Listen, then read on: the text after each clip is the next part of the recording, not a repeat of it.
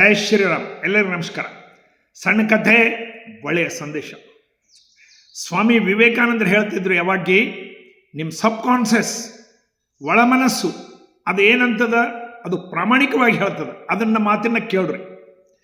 ಮನುಷ್ಯನ ಒಳಮನಸ್ಸು ಯಾವಾಗಿ ಹೇಳ್ತಿರ್ತದೆ ನೋಡ್ರಿ. ನೀವು ಆಲೋಚನೆ ಮಾಡಿ, ಒಂದು ಶಾಪ್ನಲ್ಲಿ ಏನಾದರೂ ನೀವು ಒಂದು 100 ರೂಪಾಯಿ ಕೊಟ್ಟು 80 ರೂಪಾಯಿ ಸಾಮಾನು ತಗೊಳ್ರಿ, 20 ರೂಪಾಯಿ ನಿಮಗೆ ವಾಪಸ್ ಬರಬೇಕು. ಆತ 120 ವಾಪಸ್ ಕೊಡ್ತಾನೆ. ಒಮ್ಮೊಮ್ಮೆ 200 ಕೊಟ್ಟಿದ್ದೀರಿ ಅಂತ ತಿಳ್ಕೊಳ್ತಾನೆ.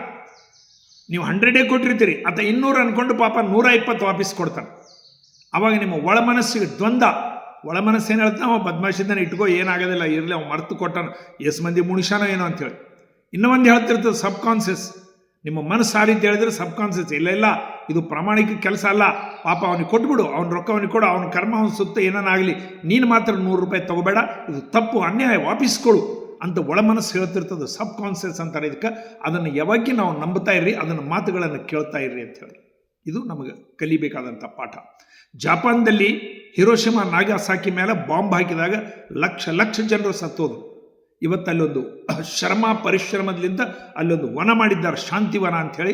ಜಗತ್ತಿನ ಎಲ್ಲ ಕಡೆ ಬೆಳೀತಕ್ಕಂಥ ಹೂಗಳು ಆ ಶಾಂತಿವನದಲ್ಲಿ ಕಾಣಿಸ್ತಾವೆ. ಎಂಥ ಜನರು, ಜಾಪಾನಿ ಜನರು, ಎಂಥ ಪ್ರಾಮಾಣಿಕ ವ್ಯಕ್ತಿಗಳು. 3ನೇ ಕ್ಲಾಸಿನವರೆಗೆ ಮಕ್ಕಳಿಗೆ ಏನೂ ಪಾಠ ಹೇಳೋದಿಲ್ಲ. 3-4ನೇ ಕ್ಲಾಸಿನವರೆಗೆ ಕೇವಲ ಸಂಸ್ಕಾರ, ಹೆಲ್ಪ್ ಮಾಡೋದು, ಇನ್ನೊಬ್ಬರಿಗೆ ಸ್ವಚ್ಛ ಮಾಡೋದು, ನಿಮ್ಮ ಕೆಲಸ ನೀವು ಮಾಡ್ಕೊಬೋದು, ಬರೀ ಸಂಸ್ಕಾರ, ಒಳ್ಳೆಯ ಸಂಸ್ಕಾರಗಳನ್ನು ಕೊಡ್ತಾರೆ. ತಂದೆ ತಾಯಿಗೆ ನಮಸ್ಕಾರ ಮಾಡಬೇಕು, ಗುರುಗಳಿಗೆ ನಮಸ್ಕಾರ ಮಾಡಬೇಕು, ನಿಮ್ಮ ಪೆನ್ಸಿಲ್ ಪಾರ್ಟಿ ಸ್ಕೂಲಿಗೆ ತಂದಿದ್ದು ಒಂದು ಲೈನ್ನಲ್ಲಿ ಇಟ್ಕೊಳ್ಬೇಕು, ಇನ್ನೊಬ್ಬರಿಗೆ ಏನಾದರೂ ಹೆಲ್ಪ್ ಮಾಡಬೇಕು. ಇಂಥ ಮಾರಲ್ ಬೆಳೀತಕ್ಕಂಥದ್ದು ಹೇಳ್ತಾರೆ ಅಲ್ಲಿ. ನಂತರದಲ್ಲಿ ಡೈಲಿ ಅವ್ರಿಗೆ ಎಕ್ಸರ್ಸೈಸಸ್ಸು, ಡೈಲಿ ತಮ್ಮ ಗ್ರೌಂಡಿನ ಸ್ವಚ್ಛ ಮಾಡೋದು, ಡೈಲಿ ಏನಪ್ಪ ಅಂತಂದ್ರೆ ಆ ಕ್ಲಾಸ್ ರೂಮನ್ನು ಎಲ್ಲ ಸ್ವಚ್ಛ ಇಡೋದು, ಯಾವುದೇ ಪೆನ್ಸಿಲ್ ಪೆನ್ ಯಾರಿಗೆ ಸಿಕ್ಕರು ಇಮಿಡಿಯೇಟ್ ತಂದು ಅವ್ರಿಗೆ ರಿಟರ್ನ್ ಕೊಡೋದು. ಇಂಥ ಎಲ್ಲ ಮಕ್ಕಳಿಗೆ ಸಂಸ್ಕಾರಗಳನ್ನು ಕಲಿಸಿ ನಂತರ ಎಜುಕೇಷನ್ ಕಲಿಸ್ತಾರೆ. ಮೊದಲನೇ ಎಜುಕೇಷನ್ ಅಂತೇಳಿ ತಲೆಯಲ್ಲಿ ತುಂಬೋದಿಲ್ಲ. ಮೊದಲು ಸಂಸ್ಕಾರ ಬರಲಿ, ವ್ಯಕ್ತಿ ನಿರ್ಮಾಣ ಆಗಲಿ, ಒಳ್ಳೆಯ ವ್ಯಕ್ತಿಗಳ ನಿರ್ಮಾಣ ಆಗಬೇಕೆಂಬುದೇ ಅವ್ರದ್ದೊಂದು ಉದ್ದೇಶ. ನೋಡ್ರಿ, ಇದೇ ರೀತಿ ಒಂದು ಕಥೆ ಬರ್ತವೆ, 2 ಕಥೆಗಳು. ಒಮ್ಮೆ ಅಡವಿಯಲ್ಲಿ ಒಬ್ಬರು ಹೊಂಟಿರ್ತಾರೆ ಸಾಧು. ಒಬ್ಬ ಶಿಷ್ಯ, ಬಂಗಾರದ ಮೂಟೆ ಅಲ್ಲಿ ಬಿದ್ದಿರ್ತದೆ, ಅದರ ಒಂದು ಗಡಿಗೆ, ಅದರ ತುಂಬ ಬಂಗಾರ ನಾಣ್ಯಗಳು ನೋಡಿ ಬಹಳ ಸಂತೋಷ ಆಗ್ತದೆ. ಶಿಷ್ಯ ಹೇಳ್ತಾನೆ, ಗುರುಗಳೇ, ಇಷ್ಟು ಬಂಗಾರ ಸಿಕ್ತು, ನಮ್ಮ ಆಶ್ರಮ ಎಲ್ಲ ಇದಾಗ್ತದೆ, ತೊಗೊಂಡು ಹೋಗೋಣ. ಬೇಡಪ್ಪ, ಇದು ಅನ್ಯಾಯ, ನಮ್ದಲ್ಲ, ಇದು ರೊಕ್ಕ ಬೇಡ, ಇದನ್ನು ಮುಟ್ಟಬೇಡ, ಇದ್ರದ್ದು ಬಾ, ನಾ ಕಥೆ ತೋರಿಸ್ತೀನಿ ಅಂತೇಳಿ ಸ್ವಲ್ಪ ದೂರದಲ್ಲಿ ಬಚ್ಚಿಟ್ಕೋತಾರೆ. ಇಬ್ಬರು ನೋಡು ದೂರಲಿಂದ, ಅದ್ರ ಕಥೆ ಏನಾಗ್ತದೆ ಸ್ವಲ್ಪ ಹೊತ್ತು ನೋಡು, ಯಾರಾದರೂ ಬಂದರೆ ಏನು ಮಾಡ್ತಾರೆ ನೋಡೋಣ ಅಂತ. ಸ್ವಲ್ಪ ಹೊತ್ತಿನಲ್ಲಿ ಇಬ್ಬರು ಅಣ್ಣ ತಮ್ಮದೇರು ಬರ್ತಾರೆ. ಆ ಗಡಿಗೆಯನ್ನು ನೋಡಿ ಬಹಳ ಸಂತೋಷ ಪಡ್ತಾರೆ. ಅಣ್ಣ, ರೊಕ್ಕ ಸಿಕ್ತು, ಎಷ್ಟು ಬಂಗಾರ ಆಯ್ತು, ನಾವಿಬ್ಬರು ಶ್ರೀಮಂತ ಆಗಿಬಿಟ್ಟೆವು. ಅವಾಗ ಅಣ್ಣ ಹೇಳ್ತಾನೆ, ತಮ್ಮ, ಈ ಗಡಿಗೆಯನ್ನು ಈ ಸಮಯದಲ್ಲಿ ಊರಲ್ಲಿ ತೊಗೊಂಡೋದ್ರೆ ಯಾರ್ದು ಏನು ಕತಿ ಅಂತೇಳಿ ಎಲ್ಲರೂ ಚರ್ಚೆ ಮಾಡ್ತಾರೆ, ಬೇಡ, ರಾತ್ರಿ ಹೊತ್ತು ಹೋಗೋಣ, ನೀನು ಮನೆಗೆ ಹೋಗು, ಊಟ ಮಾಡು, ನನಗೂ ಊಟ ತೊಗೊಂಡು ಬಾ, ನಾ ಇಲ್ಲೇ ಕಾಯ್ಕೊಂಡು ಕೂತಿರ್ತೀನಿ ಅಂಥೇಳಿ ಪಕ್ಕದ ಪದಿಯಲ್ಲಿ ಅದನ್ನಿಟ್ಟು ಕಾಯ್ಕೊಂಡು ಕೂಡ್ತಾನೆ. ಅಲ್ಲಿ ತಮ್ಮ ವಿಚಾರ ಮಾಡ್ತಾನೆ, ಈ ನಮ್ಮ ಅಣ್ಣ ಅಷ್ಟು ತಾನು ತೊಗೋತಾನ, ಅದಕ್ಕೆ ಆಹಾರದಲ್ಲಿ ವಿಷ ಕಲಿಸಿಬಿಟ್ರಾಯ್ತು, ನಮ್ಮ ಅಣ್ಣ ಸತ್ತೋದ್ನಪ್ಪ ಅಂದ್ರೆ ಅಷ್ಟು ನಾನೇ ತೊಗೊಂಡು ಬರ್ಬೋದು ಮನೆಗೆ ಅಂತೇಳಿ. ದುರ್ಬುದ್ಧಿ ಹುಟ್ಟಿಬಿಡ್ತದೆ ಆ ರೊಕ್ಕದಲ್ಲಿತ್ತು. ಸಂಸ್ಕಾರ ಇಲ್ಲದ ಇವೆಲ್ಲ ವಿಷದ ಆಹಾರ ತಗೊಂಡು ಬುತ್ತಿ ತಗೊಂಡು ಬರ್ತಾನೆ. ಬಂದು ಇಲ್ಲಿ ಏನು ಮಾಡ್ತಿರ್ತಾನೆ ಅವ ಅಣ್ಣ, ನಮ್ಮ ತಮ್ಮ ಬರ್ತಾನ, ನನ್ನಲ್ಲಿ ಚಾಕು ಅದ, ಅವನು ಕೊಲ್ಲಿದ್ರಾಯ್ತು, ಯಾರೂ ಇಲ್ಲಿ ನೋಡೋದಿಲ್ಲ ಅಡವಿಯಲ್ಲಿ, ಅವನೆಲ್ಲೋ ಪೊದೆಯಲ್ಲಿ ಬಿಷ್ಟಾಕಿ ತೊಗೊಂಡು ಹೋಗಿಬಿಡ್ಬೇಕು ಅಂತೇಳಿ. ಅವ ಬಂದ ತಕ್ಷಣ ಅವ ಪಾಪ ಬುತ್ತಿ ಡೆಬ್ಬಿ ತೆಳಗಿಟ್ಟು ಬಗ್ಗುತ್ತಿರ್ತಾನೆ, ಬೆನ್ನಲ್ಲಿ ಚಾಕು ಹೊಡೆದು ಅವನು ಕೊಲ್ಲಿಬಿಡ್ತಾನೆ. ಅವನು ಎಳೆದು ಪೊದೆಯಲ್ಲಿ ಬಿಷ್ಟಾಕಿ ಬಿಡ್ತಾನೆ.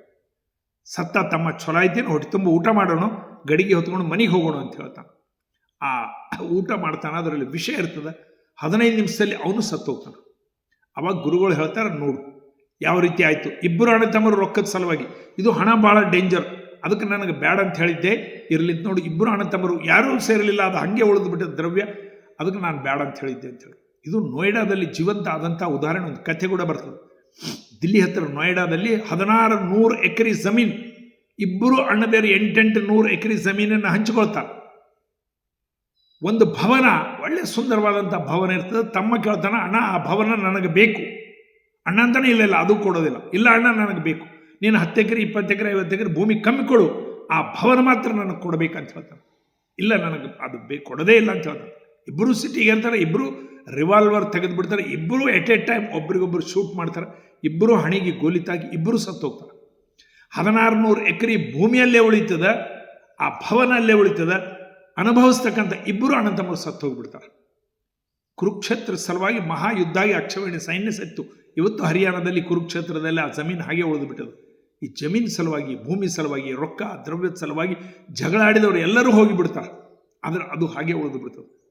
ಇಬ್ಬರು ಅಣ್ಣತಮ್ಮರು ಯಾರೋ ಜಗಳ ಆಡ್ಲಿಕ್ಕೆ ಇದು ನಂದದ, ಇದು ನಂದದ ಅಂತೇಳಿ.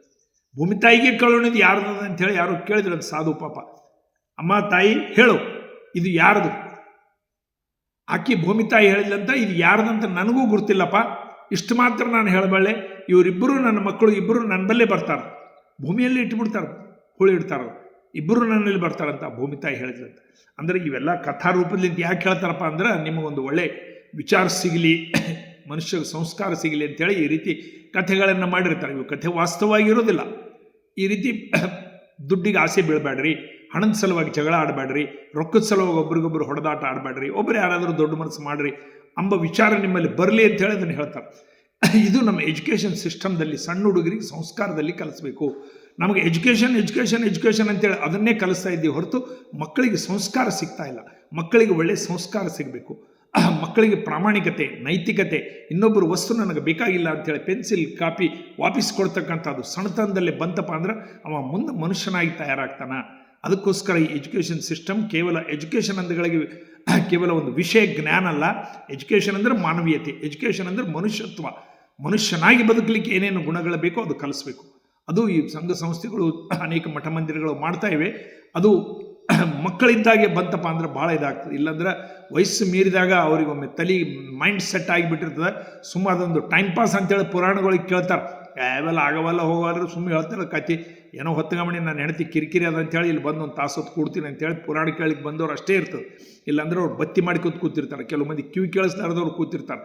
ಈ ರೀತಿ ಪುರಾಣ ಕೇಳೋರು ಆಗ್ತಾರೆ. ಅದು ಮಕ್ಕಳಿಗೆ ಸಂಸ್ಕಾರ ಸಿಗಬೇಕು. ಭಾರತ್ ಮಾತಾಗೆ ಜೈ. ಎಲ್ಲ ನಮಸ್ಕಾರ.